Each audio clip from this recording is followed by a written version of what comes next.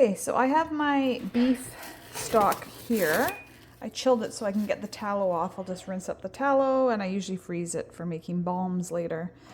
And I've just rinsed and trimmed my carrots. I have abandoned my Daniel diet adventure for now because I can't manage, my gut can't manage all that vegan vegetarianism has to offer, and I need the soft meats and broths right now to heal my gut. So I've got my tallow washed up to freeze.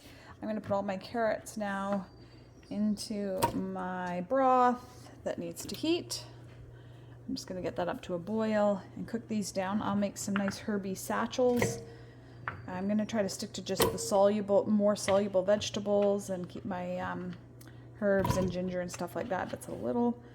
Takes a little more digestive power, and I'm going to put them in my tea bags and just let them saturate and steep and then pull them out.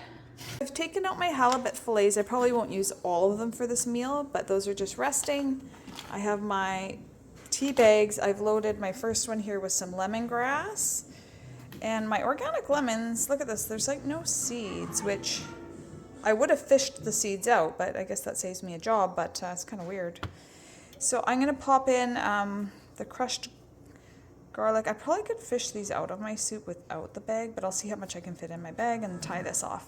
So I'm just going to pop these lemons in here, and my ginger lemongrass satchel, and my smashed garlic's how you get all those enzymes out. So I'll get rid of any of my less gentle discards to my compost.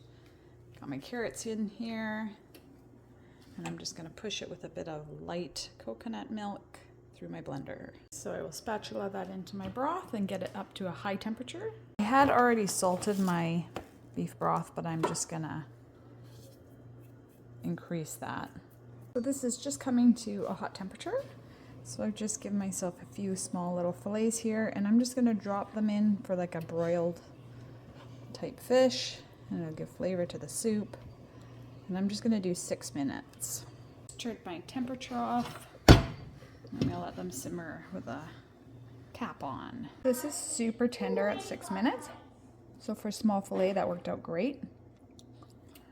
And then you can just put this in your bowl with some soup on top. You could use some, like a coconut yogurt for a cream, you know, a creme fraiche on top kind of thing.